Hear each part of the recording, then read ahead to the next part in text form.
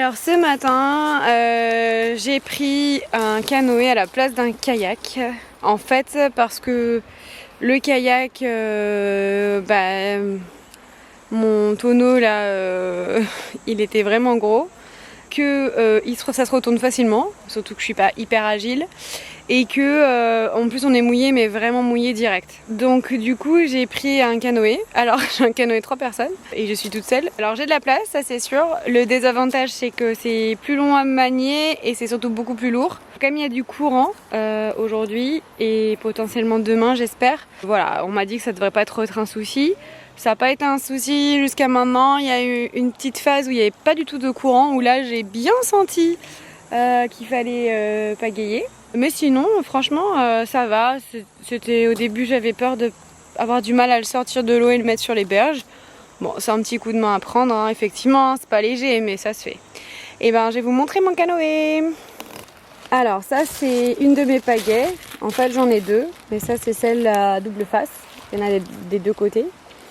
Alors, un premier siège avec mon pantalon là qui sèche. Mes bâtons de marche parce que j'en ai besoin pour planter ma tente. Un deuxième siège, le tonneau où il y a tout dedans, la nourriture, absolument tout. Deuxième siège, bon, avec ma gourde. Là dedans je mets mon appareil photo. Et là j'ai quelques petites barres de céréales, 2-3 trucs que j'ai besoin d'accéder. J'avais mon téléphone tout à l'heure, mais comme il a plus de 3 gouttes, j'ai préféré le mettre au sec dans le doute. Et mon siège arrière. J'ai également une autre pagaie, celle-là, que j'avais pris au cas où, et il y a un bout voilà, qui est plutôt utilisé pour le kayak, mais je ne l'ai pas utilisée et elle ne me sert pas. Mais voilà, dans le but, je l'ai prise. Voilà, je vais essayer de sortir, je vais ouvrir le tonneau et je vais sortir le drone parce que c'est vraiment joli et que j'ai le temps en fait. Allez, petit essai du drone.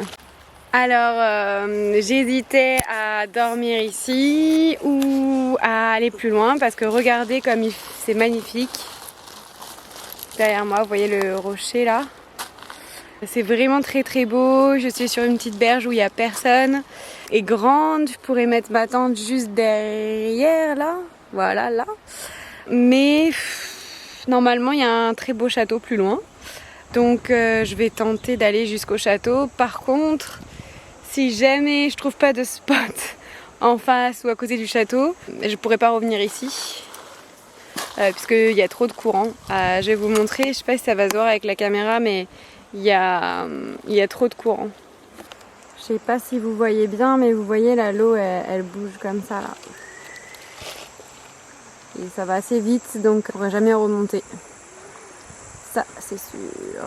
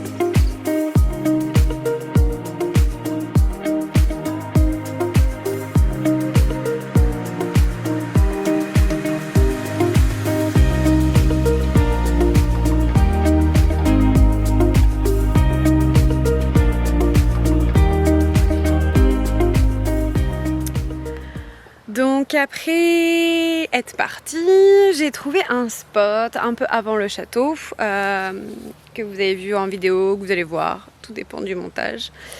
Il y avait des gens, donc j'aurais gentiment demandé s'ils comptaient rester dormir ce soir, machin, etc. Ils m'ont dit non.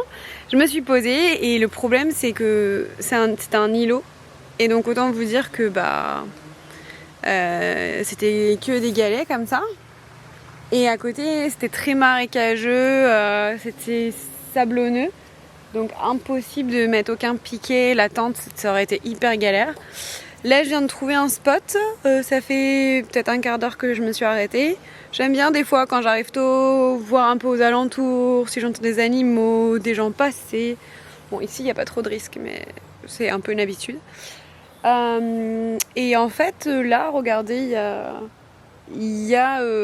c'est pas mal. J'ai déjà dormi dans ce type de sol.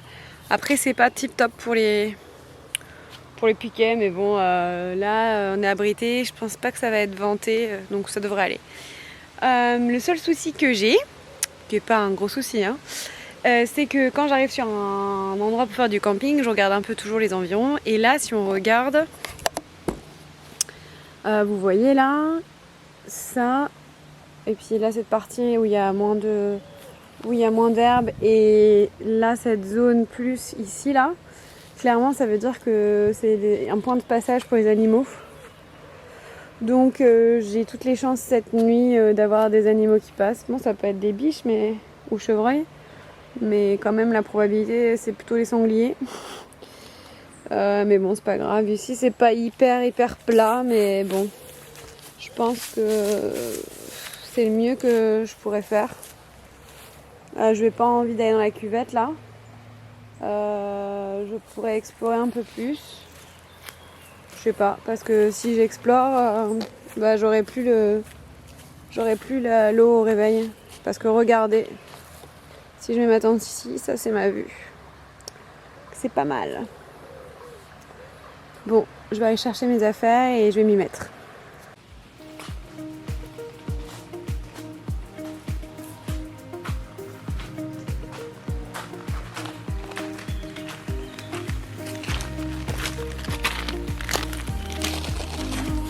Alors ce soir je suis devant ma tente pour un petit camping sauvage et je vais tester le hachis parmentier de la marque Voyager. Alors je vais être honnête avec vous, je n'ai jamais testé les repas faits comme ça en lyophilisé pour les randonneurs. Donc c'est une grande première, normalement tout est indiqué. Alors, machin, donc combien il faut d'eau? 325 ml. Ok, c'est parti. On va mesurer ça pour... Ah bah j'ai un briquet. Parfait.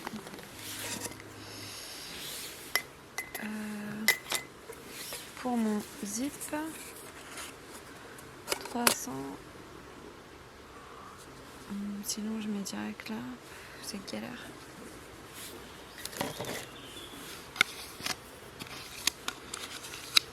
Alors, 325 ml.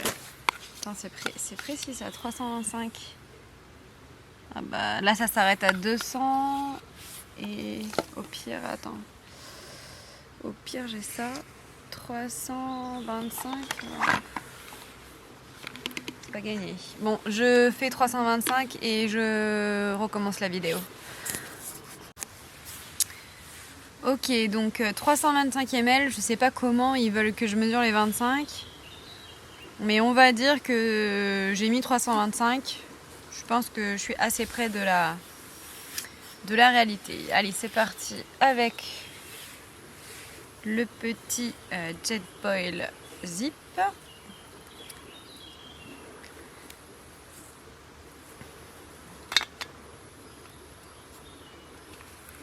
Hop, voilà.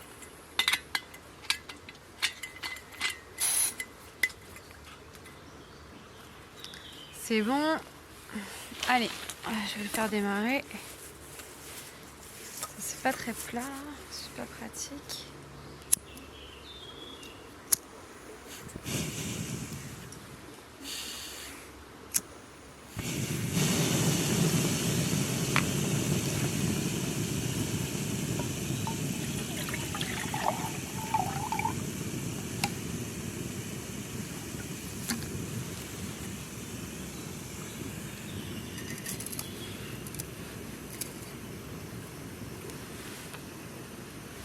On n'oublie pas le petit cache. Et on attend 1 ou 2 minutes que ça bout. Je vous reprends dès que ça bout. Ok, ça bout. Je sais pas si on voit. Mais en tout cas, on voit que ça fume. Donc, je vais arrêter ça. Hop. Et je vais donc verser donc, en tout ça. Tac. Donc ça fait une espèce de poudre. Voilà. Jusqu'au trait numéro 7. Je suis en train de me faire littéralement attaquer par les moustiques, mais c'est pas grave. Alors, trait numéro 7. C'est parti. Alors, si je dévisse pas, voilà.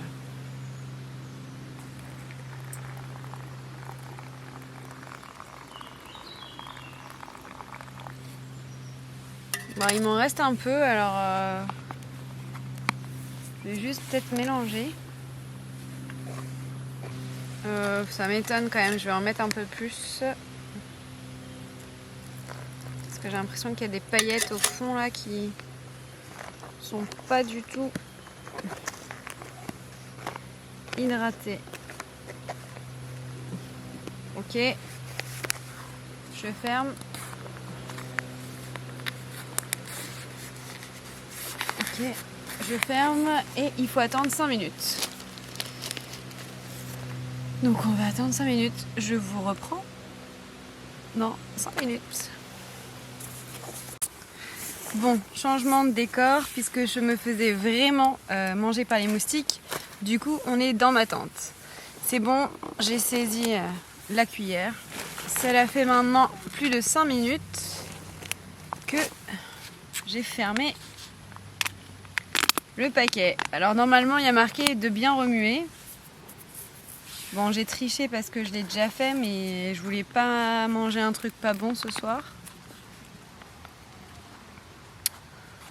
Je pense que j'ai bien fait de mélanger parce qu'il y a quand même encore quelques petits copeaux là de purée lyophilisée, surtout sur la fin je pense. Verdict.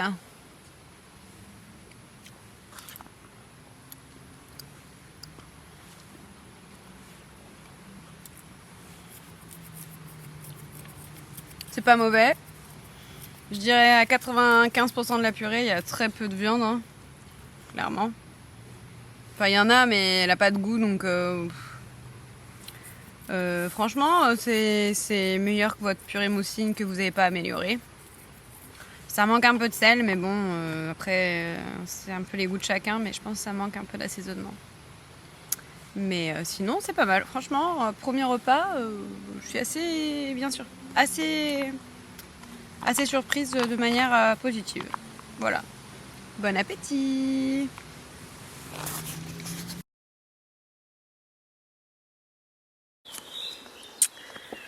Bonjour! Bon alors, je viens juste de me réveiller, il est 7h, 7h15. J'ai super bien dormi, je me suis réveillée une ou deux fois cette nuit. Une fois parce que j'avais trop chaud, donc j'ai enlevé ma veste. Et en même temps, mon oreiller arrêtait pas de partir. Et une deuxième fois, pareil, mon oreiller était tout sauf sous ma tête. Et j'ai un peu glissé aussi parce que, comme vous avez pu voir peut-être sur la photo hier, je suis sur un terrain un peu en pente. Donc bon, c'était un peu à prévoir, mais c'est pas grave. Juste, encore une fois, il fait pas très chaud.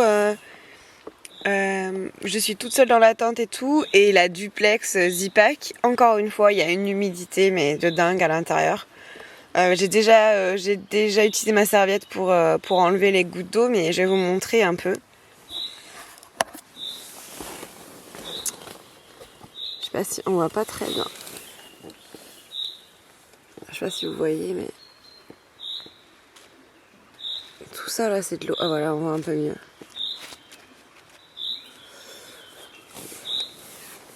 Donc bon, c'est chiant. Et puis du coup, ça mouille le bas de mon sac de couchage.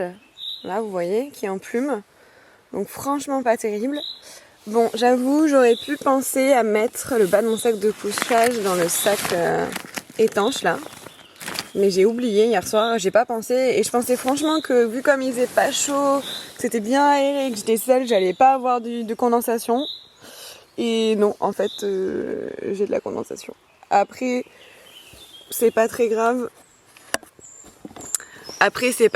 Parce que ce soir, je dors chez moi, donc là, j'étendrai le sac de couchage et tout ça. Mais partir en road trip, cette tente, alors elle est hyper bien, hyper légère, mais les désavantages, elle est chère, très chère. Elle est pas facile à monter. Et en plus de ça, il y a de la condensation à fond à l'intérieur. Et à cause du fait qu'il n'y ait pas de double paroi. Et elle n'est pas chaude du tout, hein, donc c'est-à-dire que vous avez intérêt à avoir un super sac de couchage. Pour l'instant, je suis emballée au niveau du poids et de la légèreté. Mais alors au niveau de tout le reste, je suis pas encore une convaincue. Hein.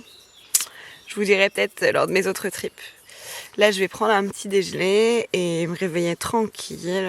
Il n'y a pas de rush, c'est tranquille ce matin. And this is the view from my tent.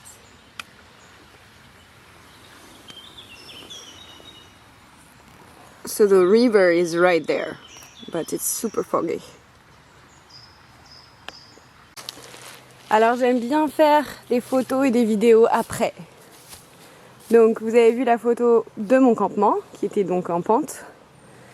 Et après, donc, il n'y a pas de papier toilette, il n'y a aucune trace de mon passage, à part l'herbe qui est du coup maintenant couchée et qui n'était pas hier soir. Voilà, aucune trace, rien. Et c'est comme ça que vous devriez laisser des lieux, ou en tout cas encourager tous vos amis qui font du camping sauvage ou toute forme de camping, de rien laisser. Sinon, après c'est interdit et puis on peut plus faire des jolis spots comme ça. Et là, il me reste plus qu'à mettre tout mon petit pactage orange dans le tonneau. Voilà.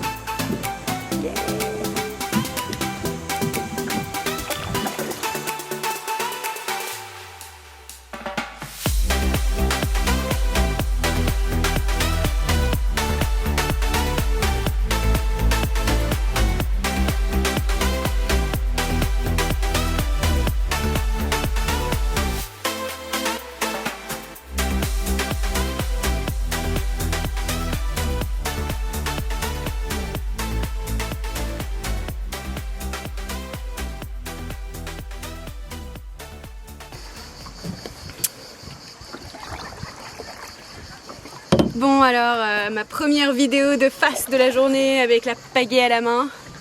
C'est sûrement la dernière, la première et la dernière. Parce que là je suis bientôt arrivée au point de rendez-vous, normalement après le pont, et le pont est pas très loin. C'était vraiment une journée magnifique. Je pense effectivement que c'est un peu plus beau qu'hier, mais bon, hier c'était très sauvage et il n'y avait personne, et vraiment le fait de pouvoir dormir et tout, c'était vraiment une super expérience. Donc franchement je vous recommande ce trip. Il n'y a pas besoin de savoir faire du canoë ou du kayak, c'est vraiment pour les débutants. Moi hier, bon, il y avait pas mal de courant, mais j'ai fait la journée en 3 heures, donc c'est pour vous dire. Et je suis nulle en kayak, hein. Et j'ai un canoë 3 places qui est un peu gros, donc voilà, super expérience. En plus c'est pas très cher. Moi j'ai payé 50 € pour les 2 jours, donc 25 € la journée. Franchement, je connais pas beaucoup d'activités où vous pouvez faire ça, vraiment un truc aussi sympa pour ce prix là. Donc vraiment super. Après je dirais que cette deuxième journée, c'est un tronçon qui est beaucoup fait par les touristes, par les gens en vacances, etc. Qui est très joli mais qui est aussi beaucoup fait. Donc attendez-vous à voir beaucoup de monde. Pour trouver une place à manger à midi tout seul, ça a été quasiment impossible, et je me suis arrêtée dans un endroit un peu impossible et pas tip top. Mais voilà, c'était super sympa. Et puis si jamais vous avez fait ces 2 jours en Dordogne comme moi, n'hésitez pas à mettre un petit commentaire. Si vous avez des questions, mettez-moi un commentaire. Si vous avez fait quelque chose de similaire ici ou ailleurs en France ou même en Europe, mettez-moi un commentaire. L'idée c'est que je puisse un peu connaître voilà ce que vous avez fait, interagir avec vous, vos micro-aventures, et peut-être faire la même chose que vous avez fait. Moi je suis toujours preneuse de conseils, donc voilà, n'hésitez pas. Et puis je vais pas vous dire le fameux abonnez-vous, mais abonnez-vous. Allez, à très vite pour d'autres aventures. Ciao.